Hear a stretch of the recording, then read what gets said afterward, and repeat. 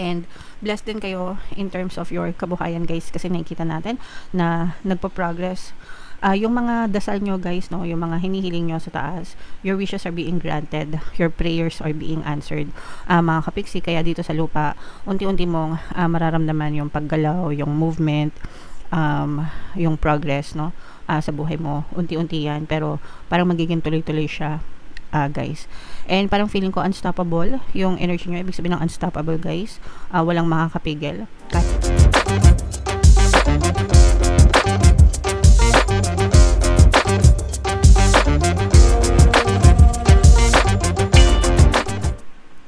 Hello guys, hello Aries, welcome back to Pinoy Pixie Tarot. Ang pamagat ng episode natin for tonight is Blessings, parang ngayong June, para sa Aries, Sun, Moon, Rising, Sun, and Venus.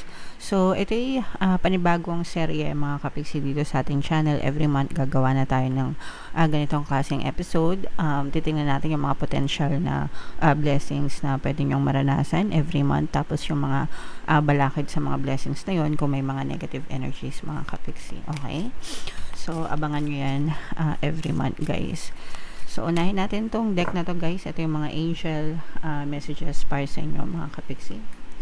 By the way guys, sa mga naghahanap ng mga lucky charms, lucky bracelet guys, may mga items sa description box nitong video. Pwede nyong i-check yun mga kapiksi, and pwede nyo na rin i-check out. So, we have connection energy mga kapiksi. First message para sa inyo. Ibig sabihin nito guys, pwedeng maging blessed kayo sa communication ngayong buwan. Guys, pwedeng sa romantic relationship, and pwede rin kahit na non-romantic relationship mga kapiksi, no? Like yung connection nyo sa mga friends nyo or sa mga kakilala nyo, ganyan mga kapiksi. Pero definitely this is more on love energy guys. Okay, so later on titingnan natin kung mag-expand itong topic na to guys. Another message for you, eto guys, sobrang ganda nito. We have the Rainbow Reviver. Ibig sabihin nito guys, yung recovery, pagbangon mula sa mga pagsubok or challenges, ganyan. Ibig sabihin unti-unting natatapos yung storm, yung bagyo, yung mga pagsubok sa buhay nyo, and nagkakaroon kayo ng panibagong pag-asa guys, para sa pagpapatuloy ng buhay mga kapiksi. Okay, so this is also a blessing kasi nalalampasan nyo yung mga challenges and mga problema sa buhay. Okay, and what else? Another message for you Aries. Compatibility. So this is also more on relationship energy mga kapiksi. Almost the same itong connection energy guys.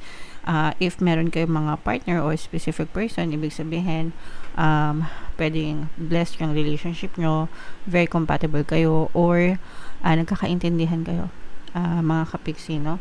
Naiintindihan nyo siya, naiintindihan kanila, nare-reciprocate yung feelings mga kapiksi. Okay, so this is more on love energy. So i-mind nyo na yan sa comment section guys if feeling nyo naka-resonate kayo. Mind connection, mind recovery, mind compatibility. Okay, mind nyo na yan guys. So eto, hanapin natin guys yung energy ng blessings at saka energy ng Aries. Shuffle natin mga kapiksi. Habang sinashuffle ko to, panoorin nyo muna yung video natin regarding sa ating paano mag-manifest ng abundance video course. Kapiksi, sawa ka na ba sa mga struggles at hirap sa buhay mo? Masipag ka ba at masikap sa buhay ngunit hindi ka pa rin umaasenso? Ilang beses ka na bang nag-attempt mag-negosyo at mag-invest pero palagi ka pa rin nalulugi? Sa pagkakataon na ito ay maaaring may subconscious beliefs ka na nagiging balakid sa iyong pag-unlad at pagyaman. Introducing, paano mag-manifest ng abundance video course. Dito ay matututunan mong ma-overcome ang mga balakid mo para tuluyan ka ng umunlad, umasenso, sumagana, maging matagumpay, successful at maswerte sa iyong kabuhayan, pera, trabaho, negosyo, salapi at kaperahan ng bonggang-bongga. Dali, mag-send na ng email sa pinoypixie@gmail.com at simulan na ang iyong pagyaman ngayon. Alright, so sa lahat ng gusto mag-avail ng course guys, naka-flash sa screen nyo. Una, meron tayong paano mag-manifest ng abundance video course. Meron din tayong paano mawala ang third party at magkaroon ng harmonious na relationship. And meron din tayong paano pabalikin si ex revised breakup. So, sa mga interesado guys, mag-send lang kayo ng email sa pinipixietarot@gmail.com. So, Aries guys, ito yung energy nyo kaya in-represent ng King of Wands. Ito naman yung ating blessings energy, mga kapixie. Okay? So, latag natin yung spread nyo guys. And by the way, sa mga naghahanap ng mga pampaswerte na lucky charms, lucky bracelet guys, may mga items na makikita kayo sa description box nitong video. Check nyo lang yun guys, and pwede nyo na rin i-check out kung gusto nyo mga kapixie. So again guys, yung mga negative guys, yun yung mga balakid or nagiging sanhi kung bakit hindi masyadong pumapasok yung blessings. And then yung mga positive, yun naman yung mga potential na blessings nyo. So eto guys, ang nakikita lang natin dito as far as negative is concerned is parang meron kayong some kind of competition or parang giggle factor, mga kapixie. And sometimes kapag may mga giggle factor, nagiging cause din siya ng nagiging cause din siya ng balakid kasi masyado nagkakaroon ng resistance kapag gigil na gigil or atat na atat kayo sa buhay nyo. So you have to stay calm mga kapixie. Ibig sabihin kailangan kalmado lang, chill lang, antay lang sa mga blessings na dadating. Although of course, syempre sinasabayan nyo yan ng positibong mental diet and pagdadasal and hard work guys. Meron ditong presence ng air sign, Aquarius, Gemini, Libra, at saka earth signs, Capricorn, Taurus, Virgo. For some of you, maaring may ganyang element kayo sa inyong natal chart, or you may be dealing with another sign mga kapixie. Eto guys, this is divine match. So for some of you, blessed kayo sa relationship, mga kapixie, kagaya nga nung nakita natin kanina, no, yung connection, yung connection na energy at saka etong compatibility na energy mga kapixie, no. So for some of you guys, blessed kayo sa relationship if you have a partner or specific person in love guys. For some of you naman, kung single kayo, maaari mong makilala yung divine match mo, kapixie, no, yung kahati ng iyong puso guys. Maaari mo siyang makilala ngayong June mga kapixie. And for some of you, kung meron kayong partner or specific person, palagi nila kayong iniisip guys, kaya yung connection nyo is parang matibay talaga, even if LDR kayo nitong person mo, no, or kahit hindi kayo LDR guys, pero palagi kang iniisip nitong person na to. So relationship wise guys, maganda yung energy, nakikita natin talagang very compatible, very maganda yung connection.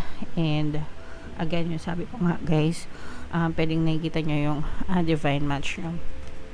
And blessed din kayo in terms of your kabuhayan guys, kasi nakikita natin na nagpo-progress yung mga dasal nyo guys, no, yung mga hinihiling nyo sa taas, your wishes are being granted, your prayers are being answered, mga kapixie. Kaya dito sa lupa, unti-unti mong mararamdaman yung paggalaw, yung movement, yung progress, no, sa buhay mo. Unti-unti yan, pero parang magiging tuloy-tuloy siya guys.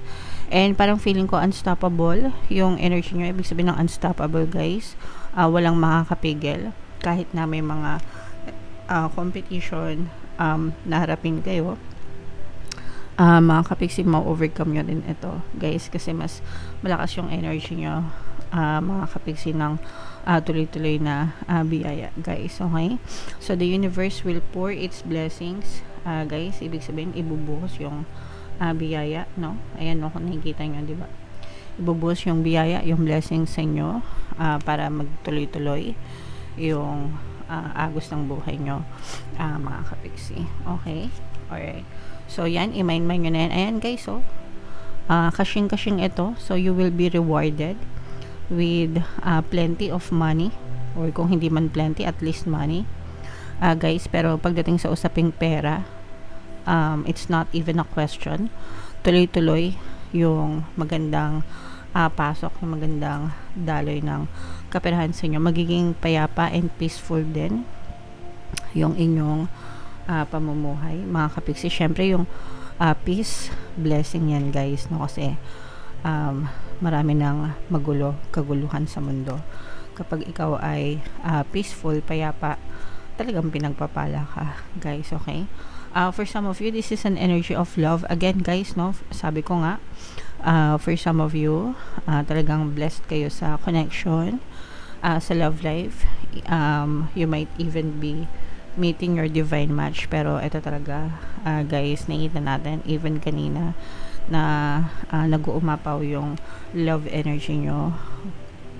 So magiging blessed talaga kayo dyan. And ito yung magiging balakid guys, yung overthinking, yung stress, mga kapiksi, no?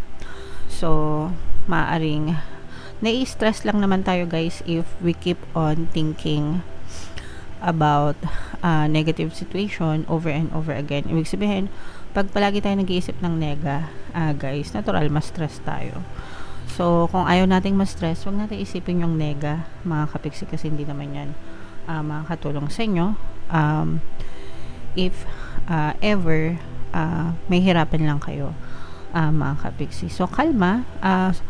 Pagdating sa stress, guys, or anxiety, ang pinakamabisang tulong dyan ay meditation talaga.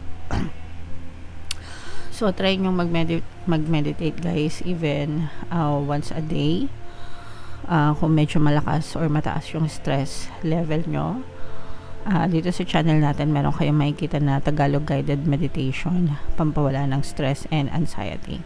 So, pwede nyo pakinggan yung guys, para unti-unting gumaan yung pakiramdam nyo. Okay? Alright. So, yan yung mga positive energies para sa inyong mga blessings, guys. Blessed sa love, blessed sa blessings, sa kaperahan, sa progreso sa buhay, diba? So, lahat yan, pati sa kapayapaan, peace, mga kapiksi. So, lahat yan, mga potential blessings yung ngayong June. Kaya, i-mind nyo na guys sa comment section. And, for more tarot readings guys, comment down below pala if naka-resonate kayo. For more tarot readings, ito yung playlist nyo. Ito naman yung ating success stories ng paano mag-manifest ng abundance video course. Thank you for liking, sharing, and subscribing. See you next time guys. I love you all. Have a nice day. Bye-bye.